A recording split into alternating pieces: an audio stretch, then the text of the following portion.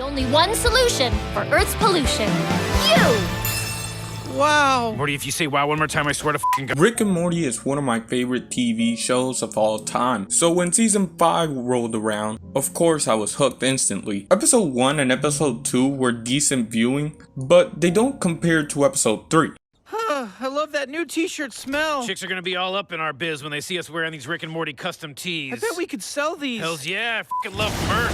Ah, the rain, it burns. A Rickconvenient Mort has shaped up quickly to be one of my favorite episodes of the whole series. And I knew I would like the episode from the minute I saw the cold open. I think the whole concept of Rick and Morty going on a trip to planets that are dying was pretty cool, but changes of plans happened once Planetina shows up. I'm Morty. Nice to meet you, Morty. I'm Planetina, and I hope you have a wonderful day. Hey, the f*** we doing here? And Planetina and Morty did seem like the perfect fit. I know Planetina's way older than Morty, but I think she pretty much thinks like a child. So our main story is Planetina and Morty. So what does Rick do this episode? So since Morty is occupied, Rick decides to sub in Summer for his adventure. But because of how the story develops, Rick behaves more like Morty and Summer behaves more like Rick. So already we have two different dynamics that we rarely get to experience throughout the series. Now let's try to break down what makes this episode so special in my opinion. After the intro, we see Morty and Beth arguing about Planetina, and for one of the few times in this show that this happens, Beth cares for Morty. She tries to get Morty to slow down so he doesn't make irrational decisions, but it's clearly not working. Unlike most of the time with Jessica, this episode Morty is shown to be decisive. By any means necessary, he's gonna make it happen. And Morty has shown to be decisive before, specifically the episode where they get the toxic removed out of them. But in that episode, we're shown not to care about it really. Like for example, I don't even know the name of the girl that Morty hooked up with. Planetina, on the other hand, gets a whole backstory. We know why she is the way that she is, and she also expresses care in the relationship.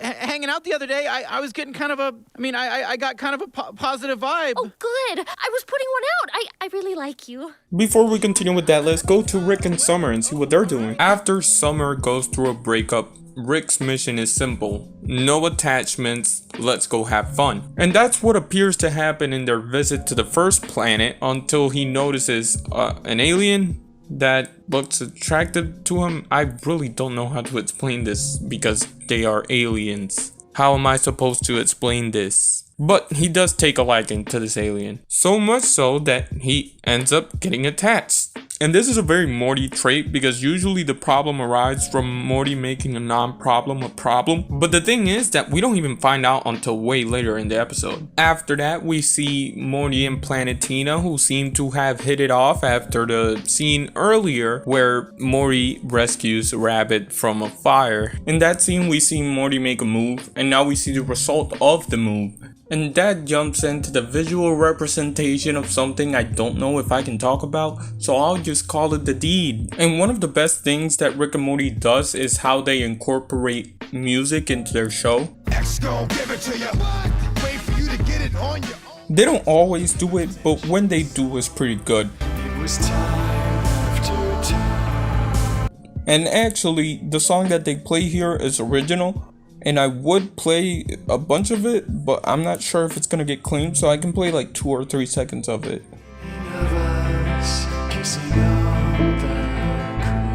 Also, the animation here is pretty cool. We never get to see this type of animation in Rick and Morty, and I always appreciate when a show goes out of its style for a special scene. After that is all done, we see how serious Morty is about this thing. Planetina is basically controlled by these 4 rings. And the people with the rings have basically chosen to exploit Planetina. So they are doing this comic book convention type of thing, and they transport Planetina to it, but because Morty and her were sleeping together, Morty gets dragged along. Security! At this point, one of the people with the rings gets mad and calls for Morty to be dealt with. But Morty doesn't go out without a fight, so that is not happening. So he kills the people that tried to deal with him, I guess, and he takes the fire ring as well. And what proceeds to happen is that Morty basically becomes the Avatar. because he goes on to kill all the people with the rings who are trying to sell Planetina, so he can basically control any element. Going back to Rick and Summer, now that it's revealed that Rick is actually attached to somebody, we also figure out why that is. Ha! The only chick seeing the universe with Rick is me. Not if I keep Rick's mouth full of these. Oh my god. Oh, this is what you're up against. Kind of a disappointing joke for me, but when they move on to their last planet, Rick continues to act out of character. Start having fun. Oh, love's pretty fun, Summer. Give it a chance. This leads to Summer having to stop the world from ending over there, and Rick realizing that he was wrong for doing what he did once he gets dumped. Or abandoned, I guess. And that's all we get from the B plot this episode, which really could have been the main story. But at least we got to see a different dynamic that almost never happens. Continuing with that trend, we can go back to Morty and Beth. And since Morty killed the people that looked over Planetina, she doesn't have anywhere to stay. So Morty is trying to convince Beth that Planetina should stay with them. But however, Beth looking out for Morty, which is again something that we don't see a lot in this series. She tells Morty no because it's not the best for him. She knows that this relationship is moving along a lot quicker than it should. And she also points out the age difference. Son is 14, miss. I'm sorry, Morty, you're way too young. But you were a teenager when Dad got you pregnant. I was 17. That's at least 26 in boy years. I'm sure Planetina is very nice, but when you're a teenager, love is fleeting at best. And ends up taking Planetina from the house, which causes this scene to happen. Anything right. I've been all over the universe, met hundreds of people, and Planetina's the only one I've ever met that makes me feel like I belong, and you just kicked her out of our house! Morty, please. I will never forgive you for this! And we know where both sides are coming from it. None of the characters here come off as hateable.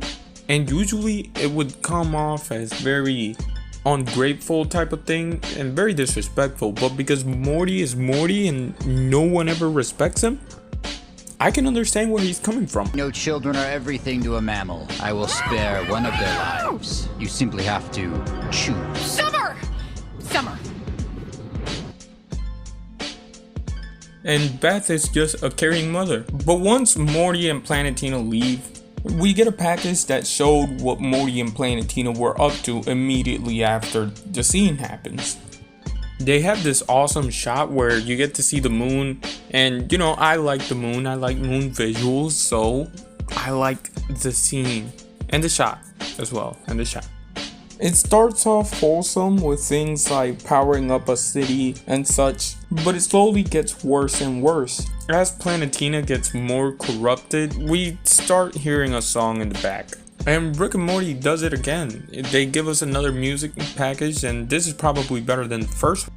Now, I think the corruption of Planetina can be a metaphor, because a lot of the time people get in relationships with people who they don't really know, and then they end up being someone who they didn't think they were. But at the same time, I don't feel like Planetina is entirely in the wrong. But I think that has to do with the fact that I'm kind of a fan of the Thanos and the Omni-Man's type of villains, where they get their stuff done by any means necessary. And that's what Planetina is, you know. She tried being safe. She even tried to convince the miners not to do what they were about to do, and no one would listen to her, so she just had to take matters into her own hands.